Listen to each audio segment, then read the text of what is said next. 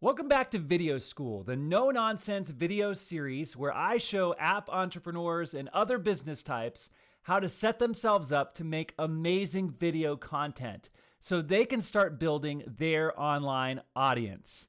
Today, I'm going to show you something that seems so obvious and easy and relatively inexpensive that makes your videos so much better, but very few people do.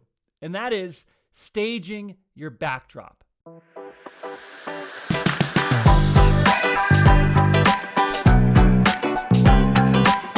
Now, most likely, the videos that you make are going to be some kind of talking head style video. It's going to be just you talking to a camera.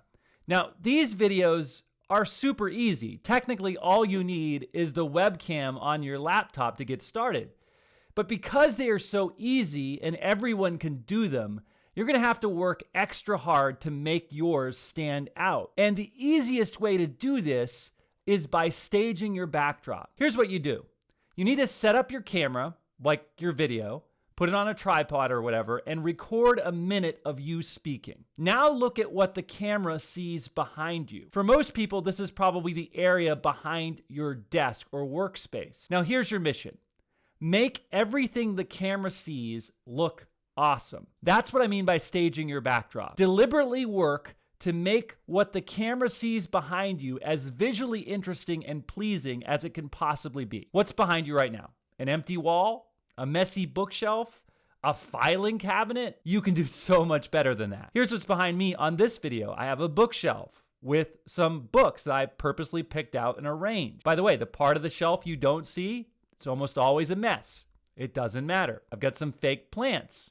I've got some artwork on the wall. I've got decorations. I've got one of my guitars. I've got these accent lights. All in all, what you see behind me cost me about $100, but you don't even have to spend that much. One of my coworkers, he hit the thrift shops and found stuff around his house for his backdrop, and it probably looks better than mine. I think the important question to ask when setting up your backdrop is, number one, does it fit your interest? Does it represent you well? Is it visually interesting? You might have to ask for help there if you're not an aesthetic person. Is it free from clutter and messes? Again, if you're not a visual person, then go find somebody who is into this stuff and get them to help you. Remember that your backdrop says a lot about you. Make sure it also looks professional. You know, unless you're in the comics business, you probably don't want to have an anime poster behind you. Remember this, focus on what the camera sees. You might have a ton of video equipment on your desk, and it might be a tangled mess of cords and lights, and your room might even be messy. But what's important is that people have something nice to look at. So spend a couple hours and a little bit of money staging your backdrop.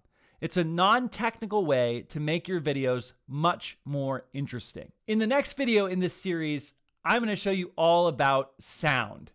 I'm going to talk about the mics that I use and the mics that I recommend. So I'll see you in that one.